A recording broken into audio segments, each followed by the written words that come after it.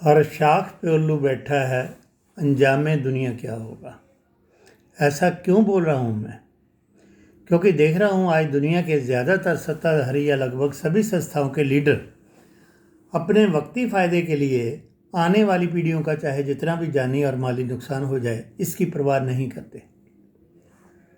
कृपया आप सब मेरी इस वीडियो को सुनने के बाद बताएं कि मैंने क्या गलत कहा है। चीन के राष्ट्रपति को ही ले लीजिए।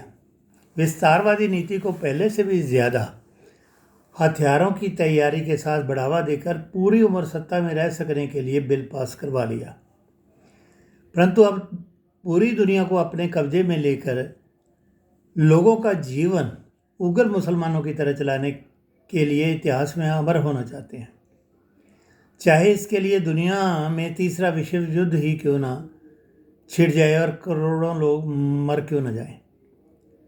शी जिनपिंग पूरी दुनिया से तकनीक चुराकर गुपचुप तरीके से सब तरह के खतरनाक हथियार बनाकर 18 देशों की ज़मीन पर कब्जा करने के सपने पाले हुए हैं और अब इसके लिए अमेरिका समेत पूरी दुनिया को चैलेंज कर रहे हैं।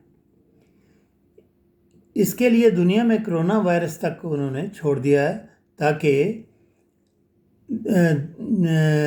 दुनिया के देशों की आर्थिक हालत कमज़ोर हो जाए और ख़ास तौर पर भारत कमज़ोर हो जाए, जो इसको ज़मीनी फ़ौज दूसरे नंबर की होते हुए मुकाबला दे सकता है। भारत की सरकार को कमज़ोर करने के लिए पूरा जाल बिछा रखा चीन ने। शायद चीनी राष्ट्रपति को लगता है कि अगर ऐसा ना कर पाए वो, तो मरने के बाद उनकी पार्टी के पुराने लीडर उनको कोई सज़ा देंगे और अगर कर पाए तो उनके लिए स्वर्ग में भी बढ़िया कुर्सी का इंतजाम कर देंगे। ऐसे ही रूस के राष्ट्रपति पुतिन की सोच का हाल है। आजीवन राष्ट्रपति की गद्दी हासिल करने के लिए अमेरिका के खिलाफ दुश्मनी वाली पुरानी सोच को कम करने की बजाय और बढ़ावा देते हुए चीन का साथ दे रहे हैं।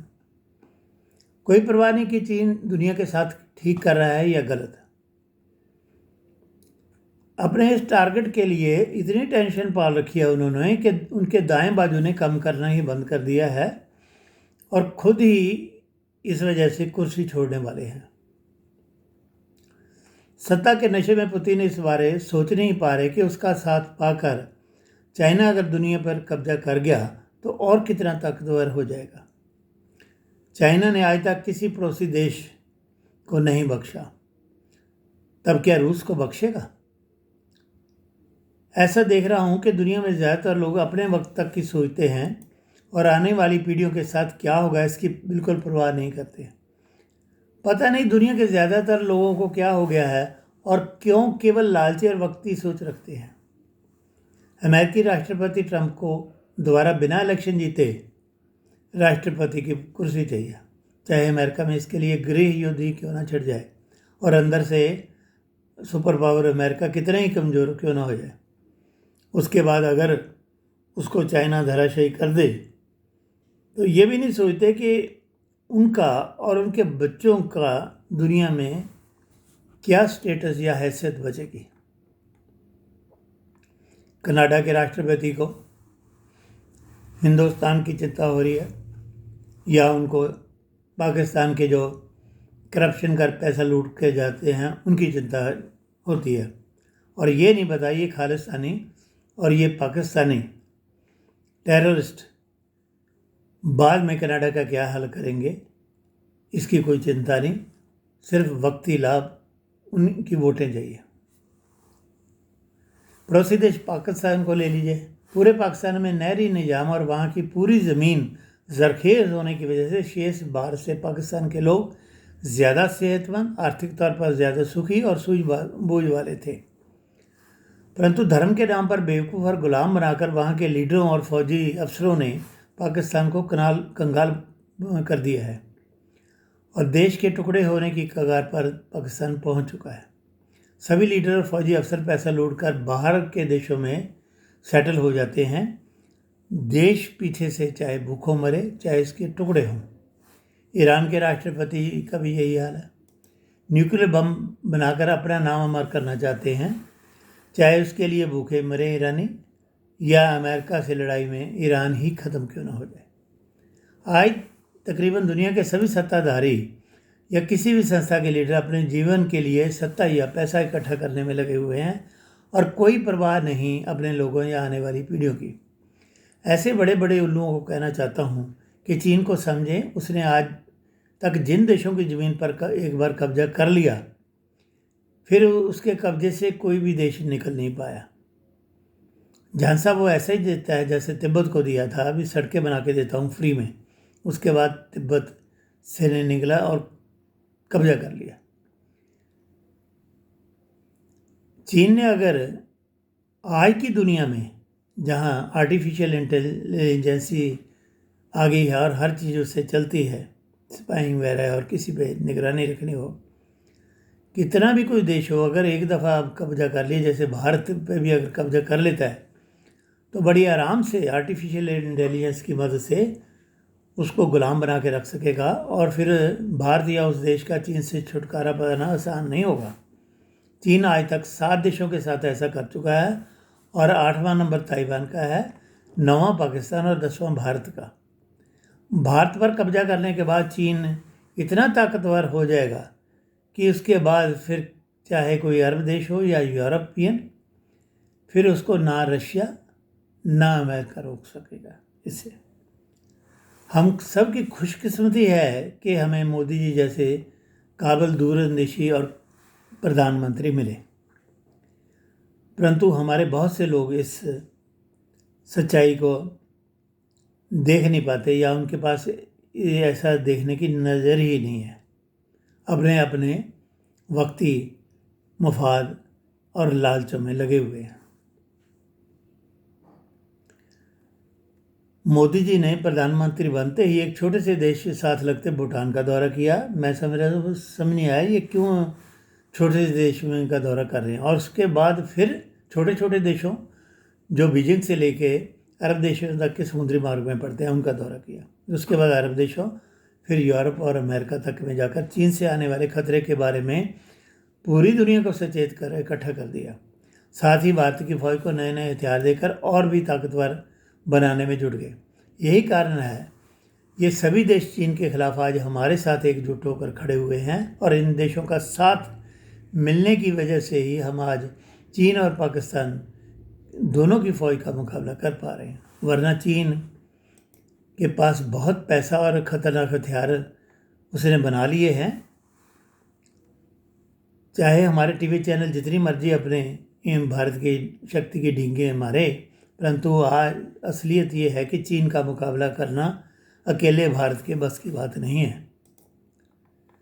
चीन के खिलाफ हमारे साथ अमेरिका और दूसरे देशों की एकजुटता लंबे समय तक नहीं रहने वाली, क्योंकि इन सब देशों में डेमोक्रेसी है और डेमोक्रेसी में हालात बदलते रहते हैं, देशों की विदेश नीतियां भी बदलती रहती हैं। दूसरे, ये सब देश कोरोना की वजह से आर्थिक तौर पर अंदर से कमज़ोर होते चले जा रहे हैं। मुकाबले में चीन में एक पार्टी, बल्कि हकीकत में एक आदमी की ही सरकार है। उसकी तानाशाही में विस्तारवादी नीति को चीन के अंदर से कोई नहीं बदल सकता, ना ही वहाँ कोई अपोजिशन पार्टी या पार्टियाँ जो लोगों को गुमराह करके जुलूस जलसों द्वारा अंदर से चीन को कमज़ोर कर सकें। बल्कि लोग पूरे डिसिप्लिन में दिन रात चीन की फैक्ट्रियाँ चला रहे हैं, जिससे चीन हर रोज़ और आर्थिक और फौजी ताकत में ताकतवर होता जा रहा है।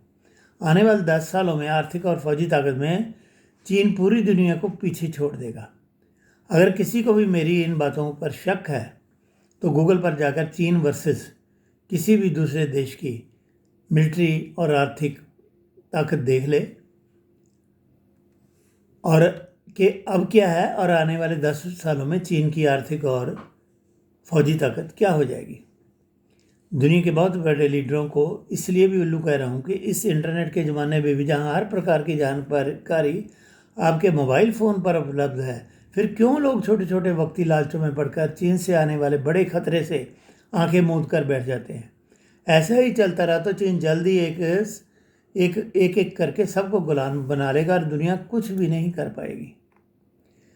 चीन की विस्तारवादी में सबसे बड़ी रुकावट भारत और मोदी है, क्योंकि अमेरिका और दूसरे सभी देश आज एयरफोर्स अटैक से चीन का नुकसान तो कर सकते हैं, पर चीन की ज़मीन पर जाके उसको कमज़ोर या बिल्कुल लड़ाई से रोक नहीं सकते। इसके लिए भारत, जो उसका पड़ोसी है और दुनिया में दूसरे नंबर की ज़मीनी सेना रखता है, को अभी और ताकतवर होने की ज़रूरत है। इसलिए ही चीन भारत के अंदर अपोजिशन पार्टी के अंदर अफरा तफरी फैलाकर भारत सरकार को अंदर से कमज़ोर करने और बाहर से पाकिस्तान, भूटान, नेपाल में अपने मिलिट्री बेस बनाकर और बांग्लादेश, श्रीलंका और पाकिस्तान के बंदरगाहों पर अपने जंगी बेड़े खड़े करके भारत को घेर कर डराना चाहता है। डराने में बल्कि लगा हुआ है। पाकिस्तान में इंडिया के पूरे बॉर्डर के साथ साथ कश्मीर से लेकर गुजरात तक पक्की सड़क और फौजी मोर्चे बना दिए हैं और पाकिस्तान को हर तरह के हथियार देकर इंडिया के खिलाफ लड़ाई के लिए उकसा रहा है। बल्कि आज अभी भी खबर देख रहा था कि उसको और कर्जा देके उसके बहुत महत्वपूर्ण ठिकानों और हथियारों पर अपना कब्जा करने की कोशिश कर रहा है। चाइना का टारगेट है सबसे पहले ताइवान। वो चाहता है कि जब चीन ताइवान पर हमला करे तो भारत चीन के डर से अमेरिका का साथ ताइवान को बचाने के लिए ना दे। उसके 1-2 साल के अंदर चीन पाकिस्तान पर कब्जा कर लेगा। पूरे पाकिस्तान पर चीन का कब्जा होगा 2-3 साल में। तीसरे नंबर, अगर चाइना को अमेरिका के साथ मिलकर भारत ने कमज़ोर ना किया और रोक कर ना रख सका,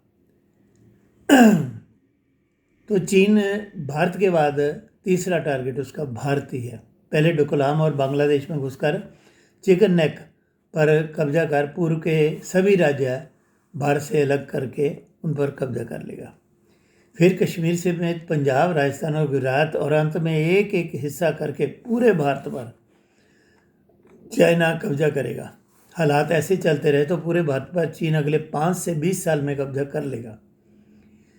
उसके बाद अरब और दूसरे देशों का नंबर लगेगा। पाकिस्तान और भारत के लोगों के साथ वही करेगा जो आज शिनजियांग में तुर्की मुसलमानों और तिब्बत में तिब्बतियों के साथ कर रहा है। और अगले 25 से 30 सालों के अंदर भारत और पाकिस्तान में शिनजियांग की तरह कोई मंदिर, मस्जिद, गुरुद्वारा और गिरजा नहीं बचेगा। सबको उनके कोई हान धर्म है वही मानना पड़ेगा।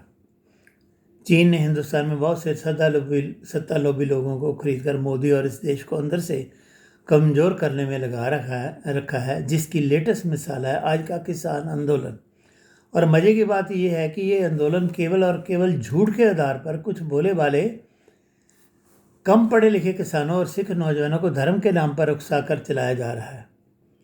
मीडिया वाले और कुछ किसान संगठन बिना असलियत जाने केवल अपने छोटे छोटे फायदों के लिए इस झूठे आंदोलन का साथ दे रहे हैं। इसलिए इस वीडियो में केवल सब भोले भाले किसानों, सिख नौजवानों और मीडिया वालों, खासकर पंजाबी के कुछ चैनलों को कहना चाहूँगा कि इन बिलों की कापियाँ चाहे गूगल से या कहीं और से लेकर उनको पढ़ें, अपने नौजवानों को पढ़ने के लिए दें। और मैंने पढ़ रखे हैं और बिल्कुल पता है कि आप पाओगे कि कहीं से भी ये बिल किसानों को नुकसान करने वाले नहीं, बल्कि उनकी और देश की किस्मत से निकालने वाले हैं। कॉन्ट्रैक्ट फार्मिंग कहीं कहीं देश में शुरू हो चुकी है। जैसे पंजाब में पेप्सी कंपनी किसानों से कॉन्ट्रैक्ट फार्मिंग के द्वारा आलू वगैरह की फसलें ले रही है। उसमें आगे के लिए छोटे किसानों और आम जनता के हितों की रक्षा के लिए के सिवा इन बिलों में कुछ भी नहीं है जो किसानों और जनता के हितों के खिलाफ जाता हो। इसीलिए किसान और नौजवान जोश में आकर बिना मतलब घोषणा गवाएं और तथा मीडिया वाले अपने छोटे छोटे कमाई बढ़ाने के लालच छोड़कर देश जो हम सब का बड़ा घर है उसको चीन के हाथों में ना धकेलें। प्लीज़ ये वीडियो यहीं समाप्त करता हूँ, क्योंकि नहीं तो लंबा हो जाएगा और मेरा फ़ोन ज़्यादा समय का एक वीडियो रिकॉर्ड नहीं कर सकता और ब्रेक कर देता है। किसान आंदोलन पर की असलियत और उसमें छुपे हुए जो चाइना के एजेंडे के बारे में अगली एक वीडियो बनाऊंगा जल्द। आपका वीरेंद्र शर्मा, नमस्कार।